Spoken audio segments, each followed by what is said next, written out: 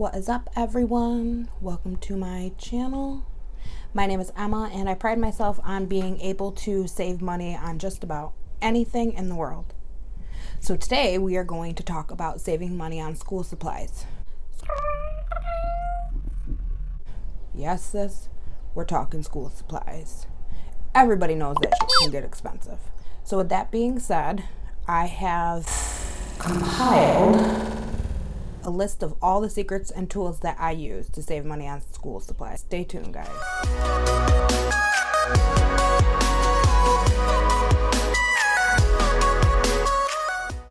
The first thing I do is start in the summertime. And you're probably thinking, Emma, the kids just got out of school. Why would I start in the summertime? Like, that's crazy. No, sis. What's crazy is waiting until the last minute. I don't know about you, but I cannot deal with crowded stores. Like, it's just not my thing. Like, if that was a word, let's try that again. So, one of the reasons why we start in the summertime is because, first of all, you can take your time getting things. If your child needs something and you wait till the last minute to get it, you might not be able to find it. Next reason being, it is going to be more high priced towards the end. Like, if you wait until it's just about time for school to start, a lot of the sales that were going on over the summertime aren't going on anymore. So, we start in the summertime, sis. We get things little by little, and we start in the summertime. Another reason why you want to start in the summertime is if you're getting things little by little, you're not spending a massive amount. Well, not with my church. You're not spending a massive amount, but you're waiting. You're not waiting to the last minute and doing it all at once. You're getting it little by little, and if you have to do it paycheck by paycheck, maybe say $10 a paycheck. You're getting it little by little instead of spending a big shabam at the last minute. So we start in the summertime, sis. I have noticed that stores start to do school supply sales in the summertime. I don't know if people who aren't couponers notice that, but that's one thing that I do notice. And typically stores like Walgreens will have their own in-ad sales. And I will show you a picture of one right up here. Stores like Walgreens do that. They literally start the week after the 4th of July. So with that being said, start in the summertime. Go with the sales, sis. We go with the sales. But Emma, my kids don't get their school supply list until the end of the summer. Okay, and let's break this down a little bit. We're gonna use some common sense today, y'all. I know I'm speaking to y'all like I would speak to my friends, and this is just my personality. You either love it or you hate it. There is no in between, and I'm okay with that. So, little kids, younger kids, like maybe K through like 3rd grade, 4th grade, whatevs. Usually always need crayons, usually always need markers. Every kid in the world needs pencils. Usually a crayon box, some sort of folders. Most of the time they need a composition notebook. So that's stuff that littler kids need. I don't know if I said glue sticks, but glue sticks, stuff like that. So older kids typically need, pens and notebook paper and binders and those fancy schmancy calculators that I never used until college. So you typically know what your kids need for the most part. Now, don't just not get stuff because you don't know what your kids need.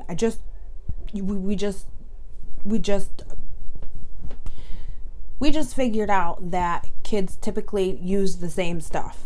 So with that being said, get the stuff that you know your kids are probably going to need. If you get some random extra stuff, donate it or keep it in the house. I always have tons of crayons in my house for my kids. Just keep it in the house or donate it to somebody or give it to a friend at work. Do something with it. Like, I'm sure it won't go to waste. And for the prices you're going to be getting at, whatever you do with it is whatever you do with it, sis. Goodwill, sis. Goodwill has these 3-ring binders that are like $4 and $5 at Walmart or Staples or anywhere. Goodwill has these binders for like 59 cents a different thrift store I went to had them for 99 cents. Those binders are super expensive. Why I say start at Goodwill is depending on like what size. I know some schools are pretty specific as to the size that they want the binder to be. Once you figure that out, try the Goodwills first. I'm telling you, sis, like they have nice binders for cheap. But if you wait to the last minute, you might not get that deal. So try and get the list as soon as you can. Like, I don't care who you got to barter with to get the list. Just try and get the list as soon as you can. At least try and figure out what size binders you need, because them binders are going to be gone, sis. And for 59 cents, you cannot beat that. Or 99 cents. These binders are like $4, $5, $6 at Staples. Like, who wants to pay that for a binder? I know I don't.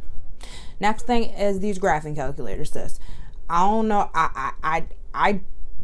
Girl, I do not know any like coupon strategies to get them. When I tell you I don't know no coupon strategies for them Dang graphing calculators, I do not, sis. but what I can tell you is that the Facebook Marketplace has them for like 20, 30, maybe 40, some 50. That's hella cheaper than paying $99.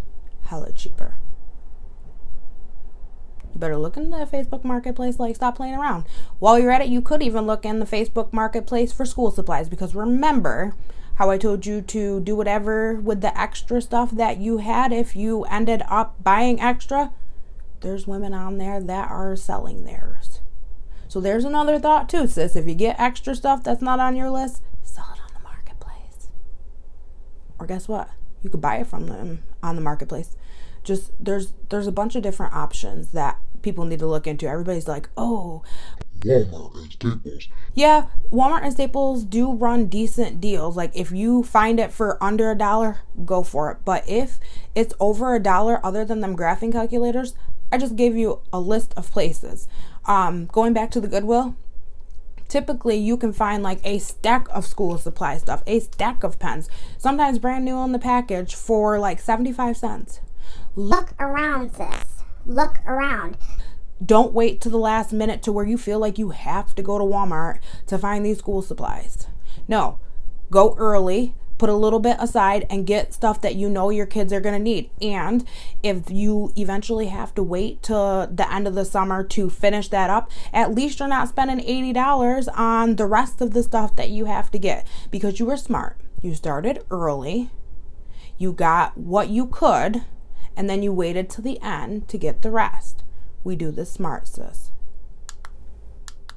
While we're talking about starting in the summer to save money, another thing we're going to talk about is my Dollar Tree rule. If you can't find it for less than $1, you can usually always find it at the Dollar Tree. Usually you can find just about anything school supply wise at the Dollar Tree for $1. So if you can get it at the Dollar Tree for $1, you want to get it elsewhere for under $1. We use the Dollar Tree as a last resort. Coupons. Coupons. Coupons. It's like my favorite word, and I kind of like the way it rolls off my tongue. Coupons. Anywho, so there aren't a ton of coupons for school supplies. However, and don't quote me on this because different coupons happen different years, but in previous years, BIC has put out either $1 off of one or $1 off of two coupon. So it doesn't matter how you want to do this, how you want to play this, but use that BIC coupon to get BIC items like pens. So if you got a BIC coupon or you get a couple of BIC coupons, use that for like pens and maybe mechanical pencils and stuff like that. If you play your cards right, sis, you could basically get it for free. Next thing is, say you couldn't get all the stuff or you don't have the time to just go to different Goodwills and, okay, sis, I get it. Everybody has a different life. Everybody has different schedules. I get it. So, play the Dollar General game. We're going to play the Dollar General game. Dollar General on Saturday puts out a 5 off of $25 coupon. And in order to use that $5 off a $25 coupon, you have to hit a $25 threshold. So if you are going to buy school supplies and you have it in your head that it's going to cost you over $25, do it on Saturday, sis, when that 5 off a $25 coupon is available. Or if you have multiple kids and you're finishing up your list, go to Dollar General, use that 5 off of 25. It might not be a lot, but it's something. It saves you $5. Bam, 5 off of 25, $20. If you feel like you got more than $50 worth of stuff to finish buying, break it up into 2 different Saturdays. Use the 5 off of 25 the first Saturday, use the 5 off of 25 the second Saturday. That's a Dollar General tip. I'll make a video about that. Comment below if you want a video on how to maximize savings at Dollar General. I'm the one. So, yes, use that 5 off of 25. Be smart about it. Be smart, guys. So, I know this is a lot of information to take in. It really is. But if you need to, watch the video again, listen to my Craziness again. take what you want from this video, leave the rest. It is what it is. This is what works for me. What's good for the geese isn't always good for the gander. Did I say that right? You know what I mean. Let's try this again. What's good for the goose isn't always good for the gander. Something like that. What works for me might not always work for you. But I'm giving you my tips and what I do, and it works for me every year, and I don't go broke trying to buy school supplies, sis. We are not going broke buying school supplies.